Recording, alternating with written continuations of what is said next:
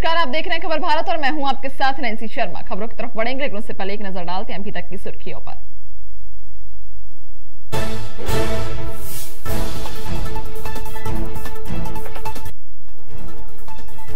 भोपाल में महज 800 रुपए के लेन देन में गई युवक की जान, दोस्त बना अपने दोस्त की हत्या का कातिल, बेरहमी से सिर कुचलकर की युवक की हत्या।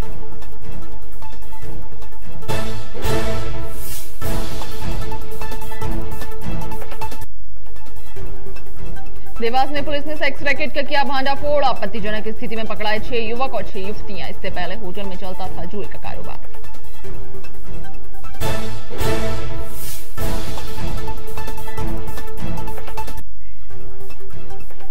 भोपाल में 40 साल पुरानी केंद्रीय कार्यशाला का नवनिर्माण हुआ शुरू। 8 करोड़ की लागत से बन रहा कमर्शियल और रेसिडेंशियल कॉम्प्लेक्स 30 सालों से इस जगह पर कर रहे 35 परिवार।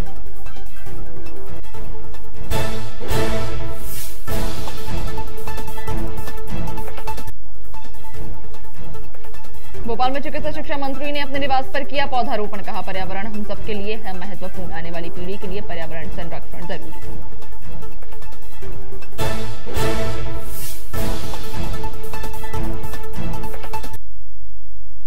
और अब खबर विस्तार से। बिलखरिया इलाके में महज 800 रुपए के लेन देन के कारण एक दोस्त ने अपने ही दोस्त का सर कुचलकर बेरहमी से हत्या कर दी। बता दें कि सोमवार की रात पुलिस को खून से सना हुआ शव मिला था। बताया जा रहा है कि युवक की पत्थर से सिर कुचलकर हत्या की गई थी। वहीं घटना के बाद दोस्त अपनी बहन के घर गुना भाग गया, जिसके बाद मामले पर तत्परता दिखाते हुए आरोपी को पुलिस ने गिरफ्तार कर लिया है। वहीं संदिग्ध कत्ल को सुलझाने में अयोध्या नगर, अवधपुरी, ऐशबाग, बिलखरिया थाने की टीम का सराहनीय सहयोग रहा।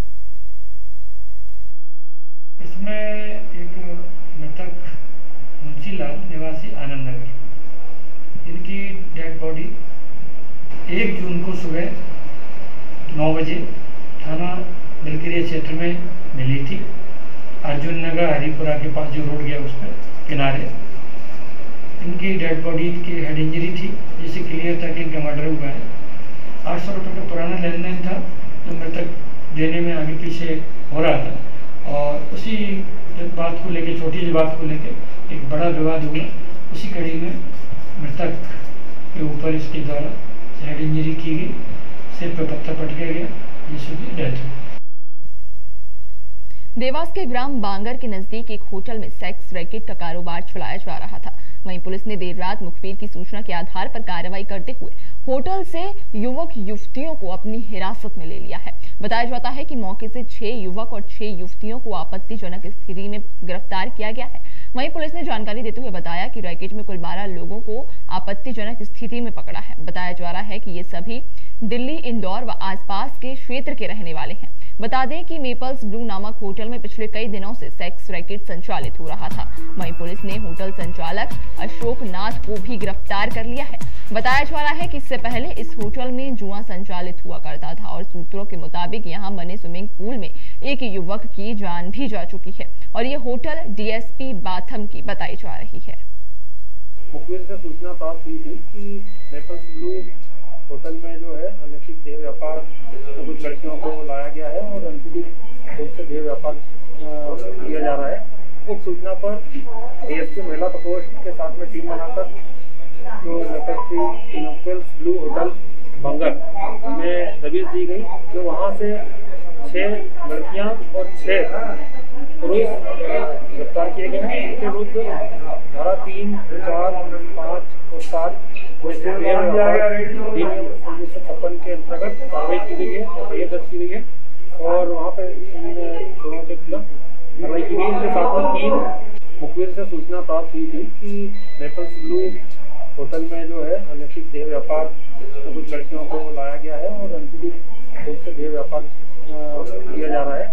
उस सूचना पर डीएसपी महिला प्रकोष्ठ के साथ में टीम बनाकर जो मेपल्स ब्लू होटल बंगर में दबिश दी गई, जो वहाँ से 6 लड़कियाँ और 6 पुरुष गिरफ्तार किए गए हैं। इनके विरुद्ध धारा 3।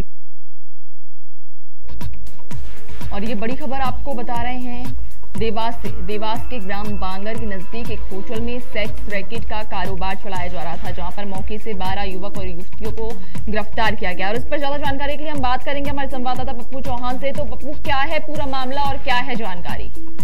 मैडम, देवास के पास एक बांगर स्थित एक होटल है जहां पर सेक्स रैकेट का काम चल रहा था। कल पुलिस द्वारा दबिश देकर सेक्स रैकेट को पकड़ा है। जी, तो ये मौके से कितने युवक और कितनी युवतियों को गिरफ्तार किया गया है? क्या उन पर मुकदमा दर्ज किया गया है?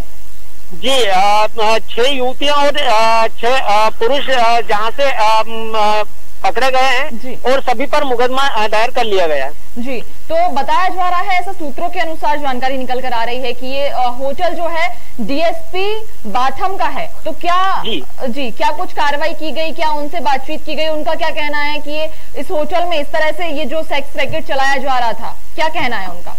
जी, अभी तक डीएसपी साहब से कोई बातचीत हो नहीं पाई है जी।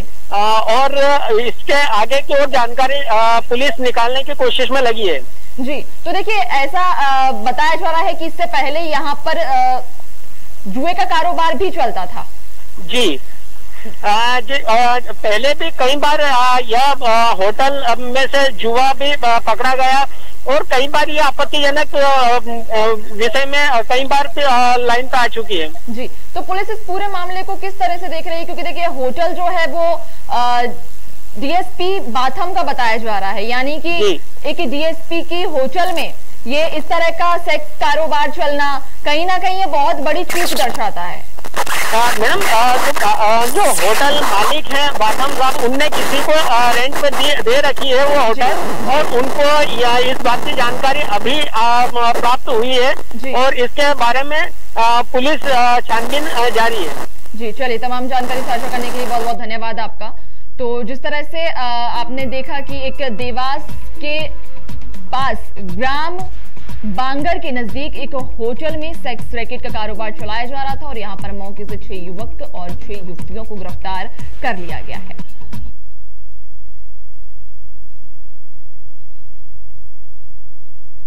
भोपाल के शाहजहानाबाद नगर निगम के जर्जर हो चुकी 40 साल पुरानी केंद्रीय कर्मशाला को तोड़ने का काम शुरू हो गया है। बता दें कि नगर निगम करीब 8 करोड़ रुपए की लागत से यहां कमर्शियल और रेसिडेंशियल कॉम्प्लेक्स को बना रहा है, लेकिन यहां निगम के 35 परिवार पिछले 30 सालों से रह रहे हैं, जिनको फिलहाल शिफ्ट करने का निगम ने प्लान नहीं बनाया। बताया जा रहा है कि निगम का यह वर्कशॉप काफी जर्जर हो चुका है। इसके अलावा यहां निगम की 150 गाड़ियां खड़ी होती थी, जिसमें आए दिन डीजल चोरी होने की खबरें भी आती थी, जिसके बाद इसको तोड़कर अब निगम कमर्शियल और रेसिडेंशियल कॉम्प्लेक्स बनाने जा रहा है। मेरा अभी फिर निवेदन है कमिश्नर महोदय से कि पहले इन लोगों को रहने की आप जगह कर दीजिए, उसके बाद जो है इनका मतलब ये है कि ये लोग हट जाएंगे। ये 45 साल पुराना है तकरीबन। नोटिस दे दिया गया था इनको, लेकिन हमने जब बात करी जाके उनसे पवन सिंह साहब से, तो वो ये बोले कमिश्नर एडिशनल कमिश्नर कि हम इनकी रहने की व्यवस्था पहले करेंगे। ये कॉम्प्लेक्स बन रहा है, नीचे दुकानें बनेंगी, ऊपर फ्लैट्स बनेंगे, उनको बेचेंगे किसी भी बिल्डर से वो करके। चिकित्सा शिक्षा मंत्री विश्वास कैलाश सारंग ने विश्व पर्यावरण दिवस पर अपने निवास पर पौधारोपण किया। साथ ही उन्होंने कहा, हम इस पृथ्वी की रक्षा, आगे आने वाली पीढ़ी की रक्षा के लिए पर्यावरण का संरक्षण करेंगे। हमारे हिंदू विचार और हिंदू रीति रिवाज, हिंदू दर्शन यही कहता है कि पर्यावरण हम सबके लिए सबसे महत्वपूर्ण है। इसलिए हमारे हिंदू दर्शन में पेड़ पौधे, नदी, पर्वत, इन सब की पूजा की जाती है और हमने पर्यावरण दिवस मनाया, पौधे लगाए, इसी संकल्प के साथ कि हम पर्यावरण का संरक्षण कर सकें। इस पृथ्वी की रक्षा के लिए, इस जहां की रक्षा के लिए और आगे आने वाली पीढ़ी की रक्षा के लिए पर्यावरण का संरक्षण करेंगे।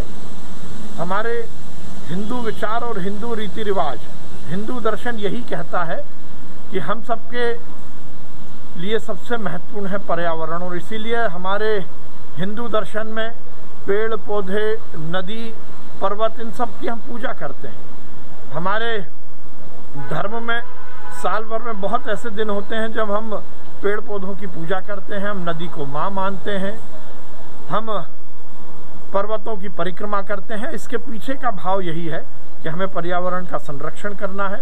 यदि आगे आने वाली पीढ़ी के भविष्य का सही निर्धारण करना है तो निश्चित रूप से हमें पर्यावरण को संरक्षित करते हुए ही अपने जीवन को जीना है। आज हमने पर्यावरण दिवस मनाया, पौधे लगाए इसी संकल्प के साथ कि हम सब पर्यावरण का संरक्षण करें।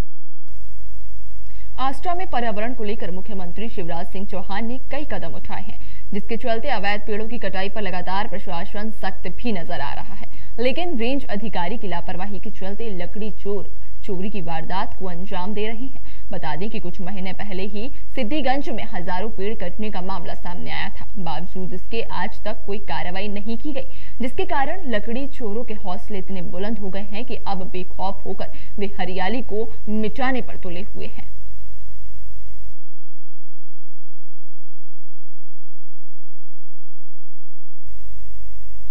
जुड़ा के समर्थन में चिरायू के जूनियर डॉक्टर एसोसिएशन भी अब सामने आ गए हैं। बता दें कि मशाल जलाकर चिरायू के डॉक्टर ने जेडीए को समर्थन दिया। साथ ही चिरायू हॉस्पिटल के डॉक्टर ने जेडीए की मांगों को लेकर चिरायू अस्पताल में मशाल जुलूस भी निकाला और मांगे पूरी न होने पर उग्र आंदोलन की चेतावनी दी। वहीं जूनियर डॉक्टरों का कहना है कि हम अपनी जान जोखिम में डालकर 24 घंटे कोविड में नौकरी कर रहे हैं। हम दिन रात कोरोना संक्रमण मरीजों का उपचार कर रहे हैं। घर से दूर रहकर परिवारों को कोरोना संक्रमण में डालकर फिर भी कोविड में संक्रमित मरीजों का उपचार कर रहे हैं। कोविड-19 में कई डॉक्टरों की मौत होने के बावजूद भी सरकार अभी चुप बनी हुई है।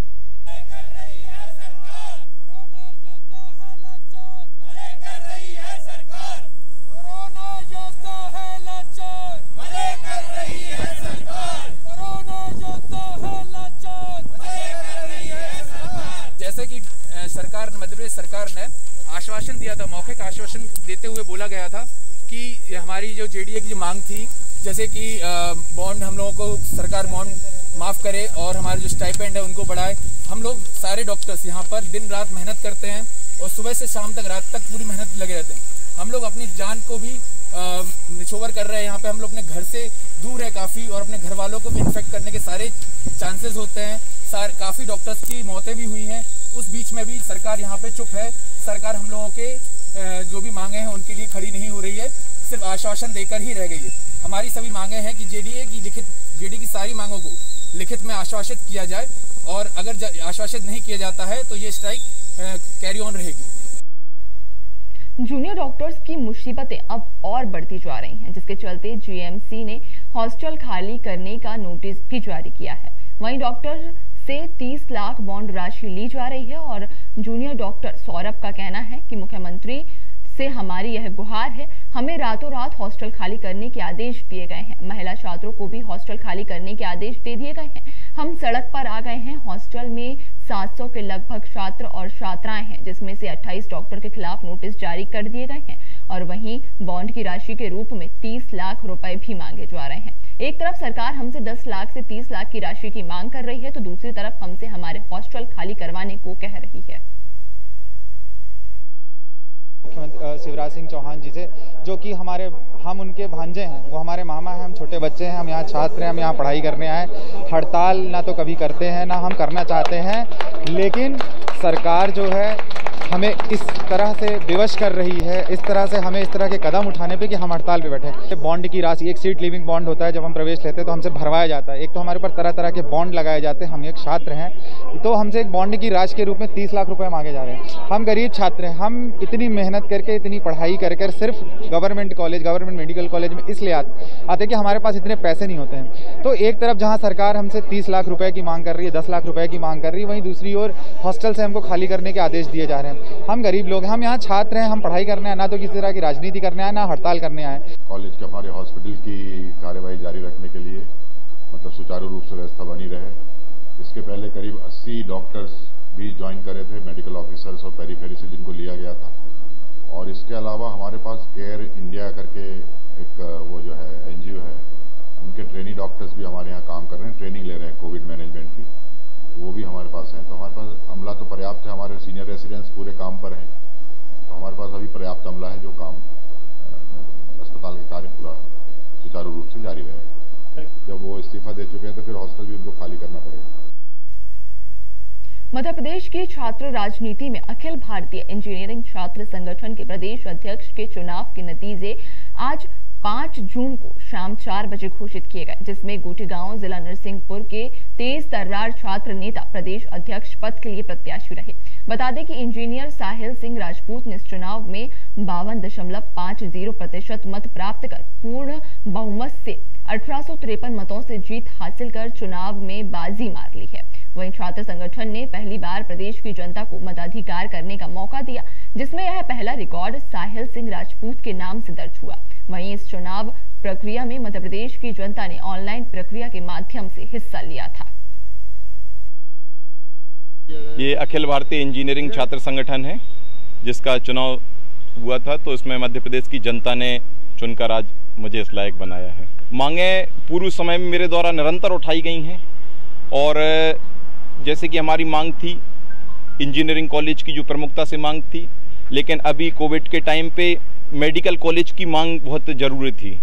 तो हमारी आगामी समय में मांगे हैं, जिनको हमने अभी बोला सभी से, कि हम मेडिकल कॉलेज, इंजीनियरिंग कॉलेज, उनके लिए अधिकतर जगह जहां खुल जाएं, पॉसिबल जहां पे हैं, उनके लिए प्रयास करेंगे।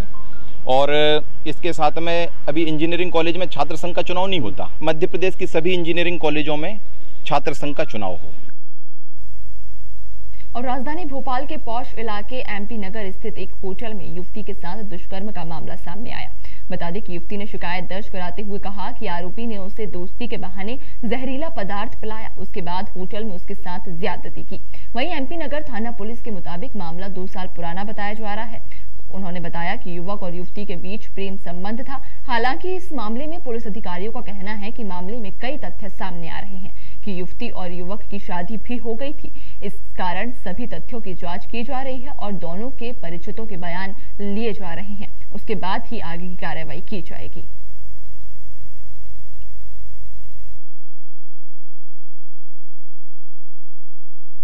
एक रेप का केस रजिस्टर हुआ है। फरियादी की परिचय हुआ, बाद में उसने झांसे में लेकर के कई बार फिजिकल रिलेशन बनाए। फरियादी का कहना है कि पहली बार जब थे तो उसके कोल्ड ड्रिंक में कुछ मिला के पिला दिया, जिससे वो बेहोशी की हालत में थी। उस समय उसके साथ हुआ। इसके बाद कई बार फिजिकल रिलेशन बने। बाद में आर्य समाज में अंदर में शादी करना भी बता रही है, और अंततः जो है वो इसका जो रिलेशन में रहना था, आगे शादी करके वो नहीं रहा। उसके विरुद्ध, आरोपी के विरुद्ध एफआईआर कराई है, जिस पर वैधानिक कार्रवाई की गई। 376 आईपीसी केस रजिस्टर हुआ है और आरोपी की पता रसी की जा रही, जल्दी गिरफ्तार। बीजेपी प्रदेश अध्यक्ष वीडी शर्मा ने विश्व पर्यावरण दिवस पर बयान देते हुए कहा कि विश्व पर्यावरण दिवस पर बीजेपी कार्यालय में वृक्षारोपण किया गया है। प्रदेश में सभी जगह बीजेपी की ओर से पर्यावरण के प्रति जागरूकता के लिए पौधे लगाए गए। साथ ही सिंधिया के भोपाल आगमन पर कहा कि सिंधिया बीजेपी के नेता हैं, वे भोपाल आएंगे, सभी से मुलाकात होगी और ये कोई नई बात नहीं है। वहीं कमलनाथ पर तंज कसते हुए कहा कि कमलनाथ से पेन ड्राइव लेने के लिए एसआईटी उन्हें ढूंढ रही है। ऐसा लगता है कि वो मरीन ड्राइव में चले गए हैं। उनकी बातों का जवाब देना ठीक नहीं लगता। विश्व पर्यावरण दिवस पर भारतीय जनता पार्टी के कार्यालय में हम सब लोगों ने वृक्षारोपण का अभी कार्यक्रम किया है। पूरे मध्य प्रदेश के अंदर भारतीय जनता पार्टी ने वृक्षारोपण से लेकर के पर्यावरण के प्रति जागरूकता लाने के लिए अलग अलग प्रकार से कई अभियान और कार्यक्रम भारतीय जनता पार्टी के कार्यकर्ताओं ने किए हैं। इसलिए इस दिशा में हम सब लोग विश्व पर्यावरण दिवस पर पर्यावरण को स्वस्थ बनाने के लिए स्थायी समाधान वृक्षारोपण है, इसको लेकर एक व्यापक अभियान भारतीय जनता पार्टी ने लिया है। सिंधिया जी मध्य प्रदेश के वरिष्ठ नेता हैं, भारतीय जनता पार्टी के सम्मानित सांसद हैं, तो भोपाल तो आ ही सकते हैं, क्यों नहीं आ सकते। आना भी मतलब एक अपेक्षित है और हमारे उन सब नेताओं को तो एक रूटीन है। कोई हम लोग केवल दिल्ली या इधर उधर थोड़ी घूमते हैं। अब पता नहीं वो पेन ड्राइव देने के चक्कर में किसी मेराइन ड्राइव में घूमने चले गए, कहाँ चले गए। तो पहले तो वो इसका जवाब दें। और कमलनाथ जी केवल ट्विटर पर लिखने से समाज नहीं चलता, न किसी प्रकार के विकास होते। और उसी का दुष्परिणाम था कि आप मध्य प्रदेश के अंदर वल्लभ भवन में बैठ करके जो कर रहे थे, तो ट्विटर से दुनिया नहीं चलती। फिलहाल की इस बुलेटिन में इतना ही। ताजा तरीन खबरें जानने के लिए देखते रहिए खबर भारत। नमस्कार।